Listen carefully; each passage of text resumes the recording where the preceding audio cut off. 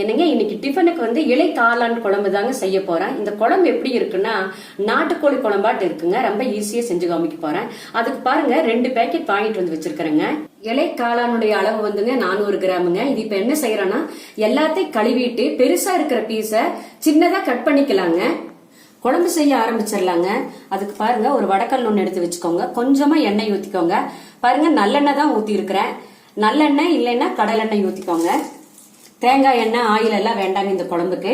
3 table spoon ஆகிற மாதிரி நாட்டு மல்லிங்க, 1/2 டீஸ்பூன் சீரகம், 1/2 டீஸ்பூன் குறுமிளகு, வெந்தயம் 1/4 டீஸ்பூனு, வரமிளகாய் காரத்துக்கு ஏற்ற மாதிரி போட்டுக்கோங்க. நான் பாருங்க 6 மிளகாய் போட்டிருக்கேன். கொஞ்சமா கருவேப்பிலை இதையெல்லாம் சேர்த்து நல்லா பொன்னிறமா வறுத்துக்கலாங்க. தூளெல்லாம் சேர்க்காம இந்த மாதிரி வர மல்லி போட்டு வறுத்து வச்சாங்க அந்த குழம்பு அவ்வளவு டேஸ்டா இருக்குங்க. அதுவும் பாருங்க இந்த மாதிரி இரும்பு கல்ல செய்யும் போது அதனுடைய சத்தே தனிங்க, டேஸ்டும் அப்படிதாங்க நல்லா இருக்குங்க. கொத்தமல்லி சீரகம் எல்லாம் வறுத்தாச்சுங்க. இது தட்டுத்தல் சேர்த்துக்கலாங்க. அதே எண்ணெய் விளக்குல கொஞ்சமா எண்ணெய் ஊத்தி விட்டுக்கோங்க. இதுல வெங்காயம் வறுத்து எடுத்துக்கலாங்க. வெங்காயம் 2 நாம்பலுங்க. பாருங்க இந்த காளான் குழம்புக்கெல்லாம் சின்ன வெங்காயம் போட்டு செஞ்சாதான் அவ்வளவு டேஸ்டா இருக்குங்க. வெங்காயம் பாருங்க இந்த மாதிரி பொன்னிறமா வறுக்கணுங்க. வெங்காயம் வறுத்தாச்சுங்க. இது கூட பாருங்க 1/2 மூடி தேங்காய்ங்க, 1/4 டீஸ்பூன் மஞ்சத்தூளுங்க. இதையெல்லாம் சேர்த்துங்க ஆட்டுக்கல்ல போட்டு நைஸா ஆட்டி எடுத்துக்கலாங்க. கூடுமான வரைக்கும் மிக்சியில போடாதுங்க. அந்த குழம்பு டேஸ்ட் வராதுங்க. அதுக்குதான் சொல்றேன்.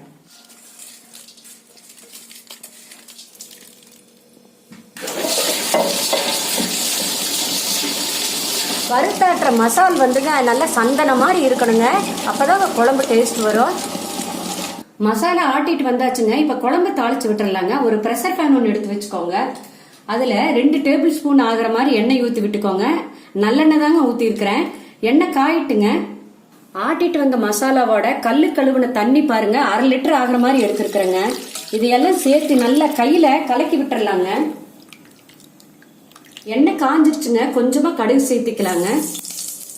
சின்ன வெங்காயம் கொஞ்சங்க இதோட சேர்த்துக்கலாங்க. ஒரு வரமிளகாங்க, கருவேப்பிலை ஒரு இருக்குங்க. இதெல்லாம் சேர்த்து நல்லா இந்த எண்ணெயில பொன்னிறமா வதக்கி விடுங்க. வெங்காயம் எல்லாம் பாருங்க நல்லா பொன்னிறமா வதங்கியாச்சு. இப்ப நம்ம ஆட்டிட்டு வந்திருக்கிறோம் இல்லைங்களா மசாலா, அதை இதோட சேர்த்திடலாங்க. பாருங்க இது கூட மறுபடியும் கொஞ்சம் தண்ணி ஊத்திக்கோங்க. தண்ணி ஊத்திட்டு கலக்கி இதோட ஊத்திடுங்க. ஊத்திட்டு பாருங்க இந்த குழம்புக்கு தேவையான உப்பு போட்டுக்கலாங்க. கல் உப்புங்க. குழம்பு நல்லா கொதிக்கட்டுங்க. பாருங்க குழம்பு நல்லா கொதிக்க ஆரம்பிச்சிருச்சு. இப்ப நம்ம கழுவி வச்சிருக்கிற இலை காளான சேர்த்துக்கலாங்க.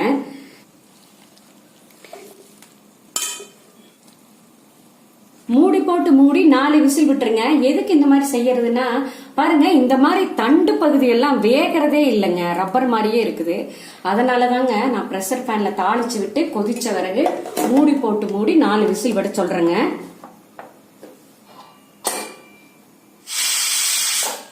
நாலு விசில் நிறுத்தி இருக்குதுங்க. ஓபன் பண்ணி பார்க்கலாம். இலக்காளான் குழம்பு பாருங்க சூப்பரா இருக்குங்க. அவ்வளவு வாசனையா இருக்குது. காளானும் பாருங்க நல்லா வெந்திருக்குது. குழம்பு பாருங்க ரொம்ப தண்ணி மாதிரியும் இல்ல, ரொம்ப கெட்டியாவும் இல்லைங்க. இந்த குழம்பு இட்லி, தோசை, சப்பாத்தி எல்லாத்துக்குமே நல்லா இருக்குங்க. குழம்பு வைக்கும் போது கவனிக்க வேண்டியது என்னன்னாங்க, இந்த குழம்புக்கெல்லாம் பாருங்க தக்காளி, பூண்டு இதெல்லாம் சேர்க்க கூடாதுங்க. இது சேர்த்தானா அந்த ஒரிஜினல் இலக்காளானுடைய வாசனை வராதுங்க. இந்த மாதிரி செஞ்சு பாருங்க. இதனுடைய டேஸ்டே தனிங்க. நீங்களும் இதே மாதிரி செஞ்சு பார்த்துட்டு உங்களுடைய கமெண்ட்ஸ் சொல்லுங்க.